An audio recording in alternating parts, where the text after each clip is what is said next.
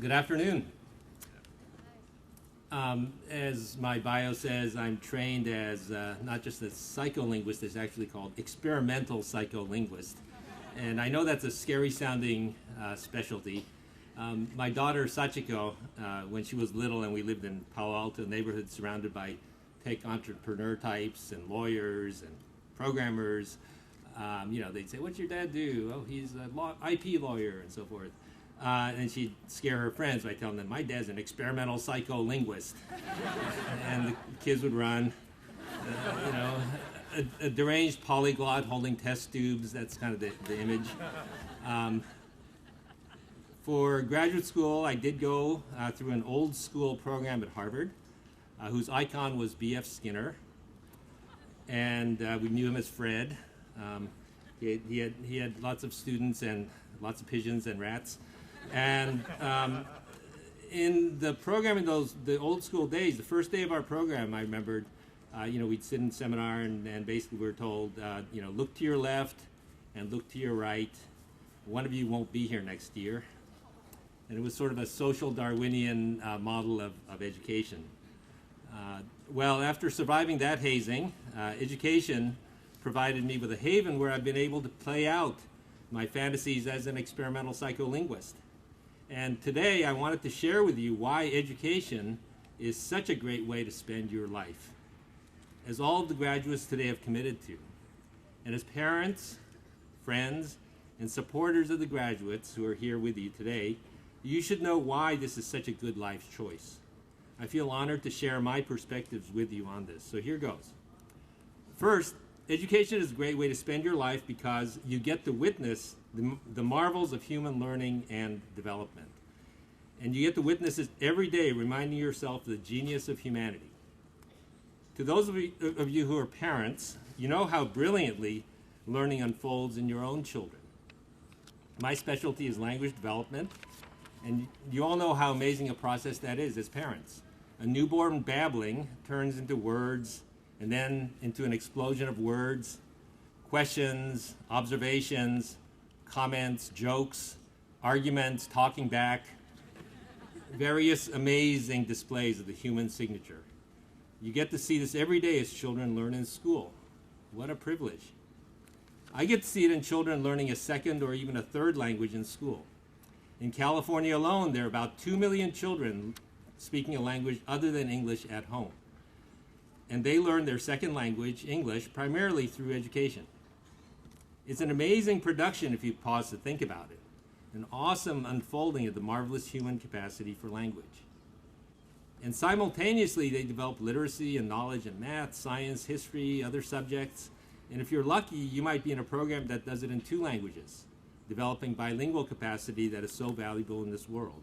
It's really inspiring to see them learn.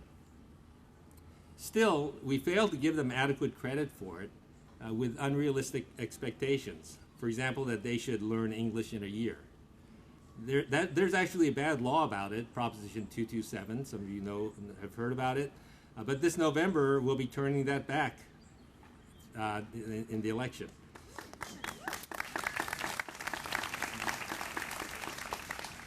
Anyway, anyone who takes a moment to reflect on this achievement of language development would be awestruck. Here's another reason why education is a great way to spend your life. You get to enjoy the beauty of human community. I recall one moment a few years ago when I stopped by the Del Rey Elementary School in the rural community of Sanger in the Central Valley. It's a school district from which I've drawn great inspiration. Del Rey Elementary that day was honoring English learner students who were being recognized for having successfully attained English proficiency. Even though it was in the middle of the week during the school day, the auditorium was packed with students and their proud parents, mostly farm workers. The principal, Susan Fitzgerald, spoke in Spanish to the parents and students about her own experiences and struggles learning Spanish in Mexico and Central America, and how the students had accomplished more in English than she had in Spanish. Students were presented with certificates and with medals that they proudly wore while their beaming parents took pictures. Now this school, Del Rey, is home to the Matsumoto family. My friend Mas Matsumoto is a well-known organic peach farmer who is iconic in the organic and slow foods movement. He's also an author, Epitaph for a Peach, among others. He attended Del Rey, left the Valley to Cal Berkeley, that school across the bay, and made a decision to return to his family farm that his father, Takashi, returning from internment camp during World War II, had purchased in 1948. Masa's children also attended Del Rey Elementary. His daughter, Nikiko, is now back living on the family farm, after attending Cal Berkeley and majoring in women's studies. As a fourth-generation Masamoto farmer, and yes, she has a TED lecture. Check it out. It's really good, where she says, "I'm not supposed to be a farmer for so many reasons. I'm Asian American, I was born in a female body, and I'm queer." So go Google Nikiko Masamoto. It's just a wonderful TED lecture that she gives.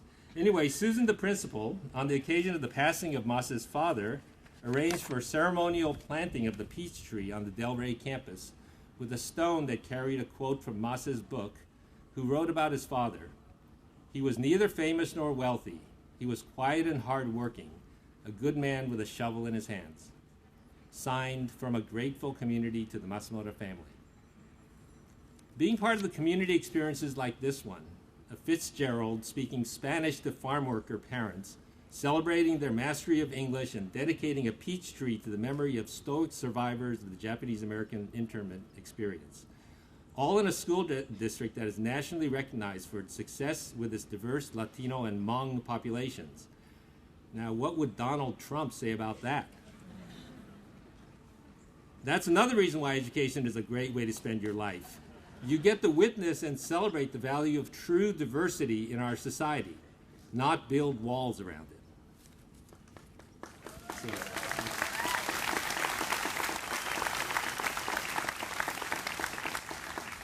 here's another reason why education is a great way to spend your life.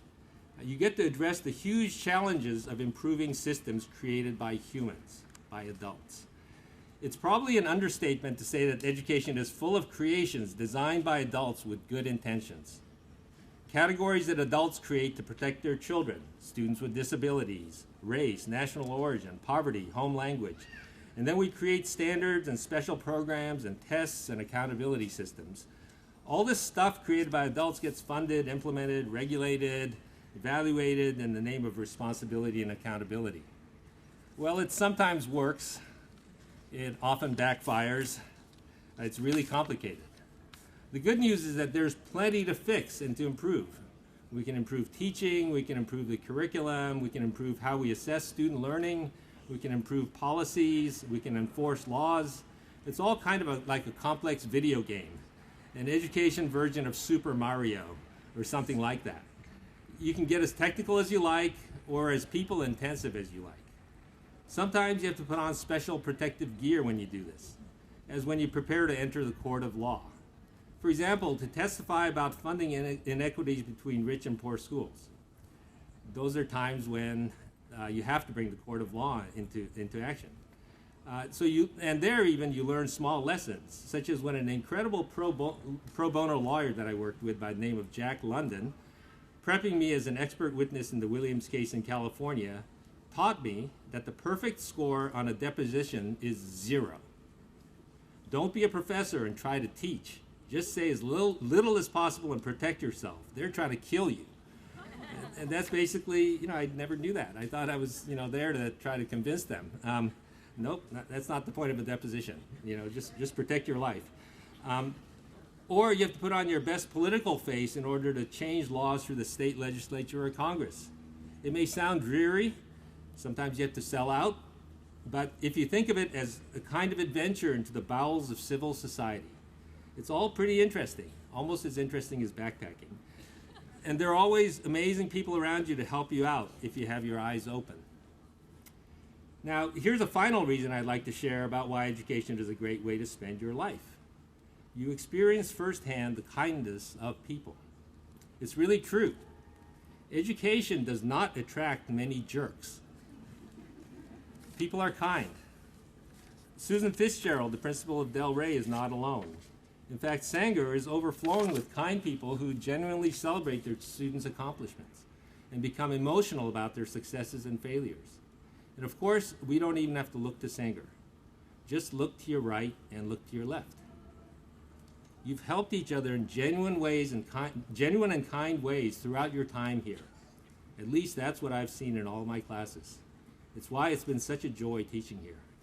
So I congratulate all graduates for having made a great life decision to engage with education, to teach, to lead, to innovate, to do research, all the while surrounded by amazing collaborators.